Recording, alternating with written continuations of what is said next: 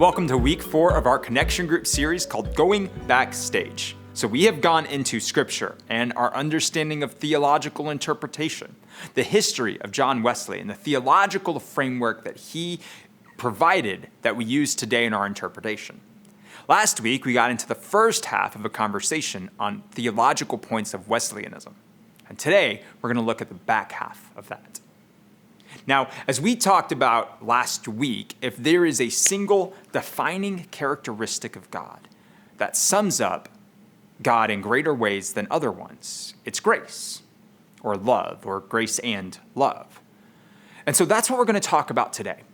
We're going to talk about grace and how we experience it in the Christian faith, and how we understand it as one of the most important elements of the ways in which we interact with both God and the world. Now, what is grace? Grace is that new bicycle on Christmas morning when you got suspended on the last day of the fall semester from school. And by that, I mean grace is not getting what you deserve. Here's the deal. Human beings aren't the best. We do a lot of bad things to each other and to the world. And yet God still loves us. And as at play in the world, offering us that love and that grace to accept that love, even though we're kind of terrible. Grace is God's unmerited and undeserved love. Put into a better description, grace is getting what you don't deserve.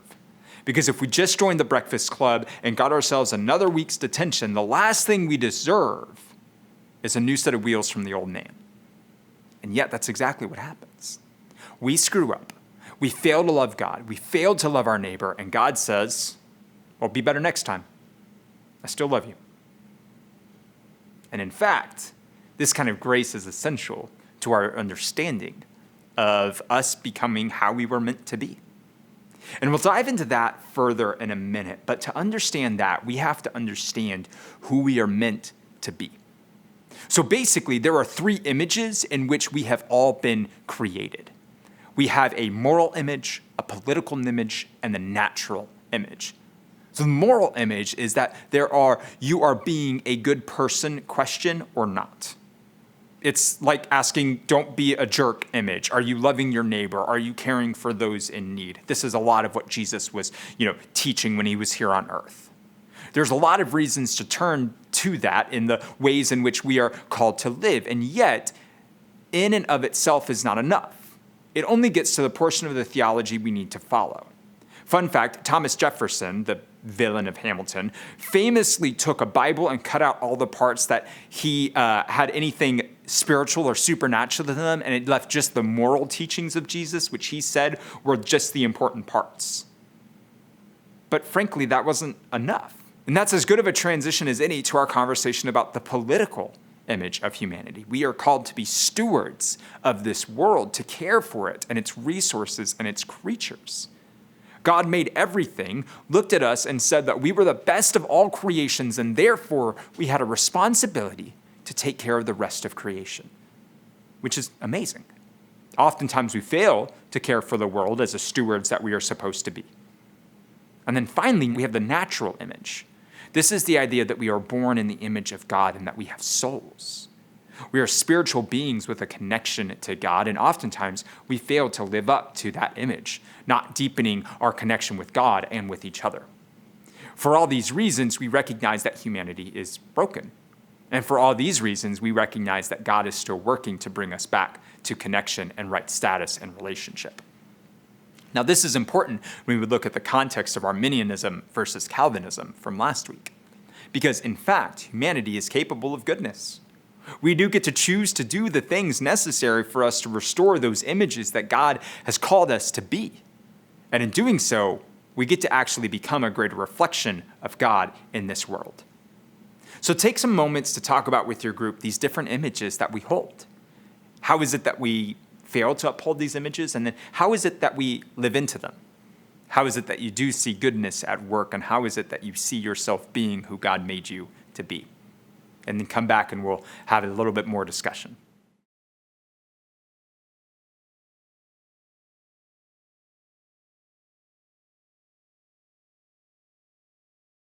Welcome back. One of the funniest things to me has always been Would you put a sticker on your car saying you are a Christian or that you go to a specific church? And the answer I get from a lot of people is, well, no, because I don't want people to associate my bad driving with the church, which is partly noble. We appreciate you not reflecting St. Andrew in a bad way in the which you drive, but also it's hilarious because you just want to look at the person and go, well, why don't you just not drive badly to others? The truth is, we're at our best when we decide to not be jerks to other people, but instead try to restore each of those images and the ways in which God made us to reflect God in this world. And when we begin to do that, we begin to display what is called Christian perfection. We'll talk more about that idea of perfection here, because perfection is an interesting thing. Nobody is perfect, except maybe Tom Hanks. That man is amazing and can do no wrong. And obviously, Jesus. Jesus is also perfect. Him, Mr. Rogers, and Tom Hanks, they're the best of the three. But the idea that we need to be perfect feels unattainable because perfection is such a difficult concept to define. And there are always imperfections in everything that we have and everything that we are, except for maybe Jesus. And so we aren't called to be perfect in our own human understanding. We are called to fully love God and fully love our neighbor with our whole hearts. And in doing so, this is what we achieve is Christian perfection, where our thoughts and our actions are driven first and foremost out of a desire to love in the way that Christ loved us. And is this attainable? Yeah. So how do we get there? So we know that God is at work in the world at all times. And we know that we are, generally speaking, selfish and not loving or caring. I know this because I've seen babies interact with each other. They literally only care about themselves. Do you know how many pacifiers you need if you've ever been around twin babies?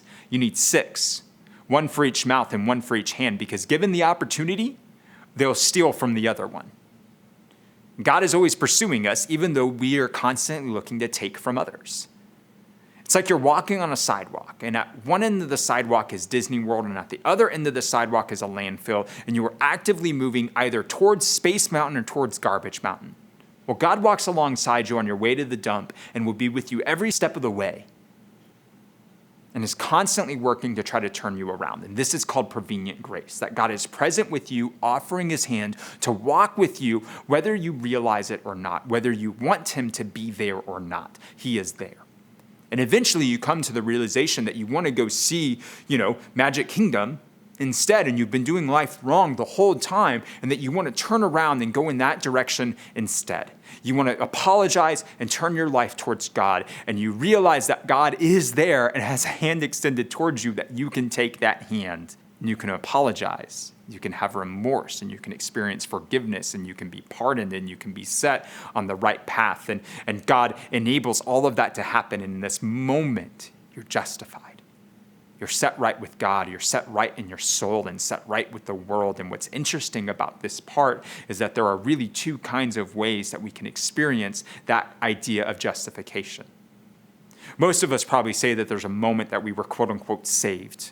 We accepted Christ, where we decided to follow a new path. But the truth is that for a lot of people, they don't have a story with a singular moment like that.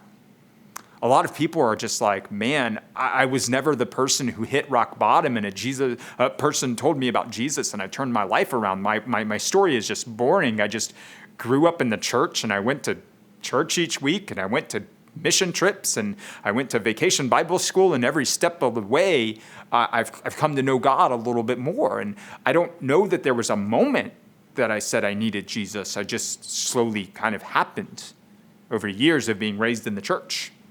Both of those ways of experience justification are equal to one another, and both demonstrate us reaching out and holding the hand of God. Truth is, our salvation story, though, doesn't end there.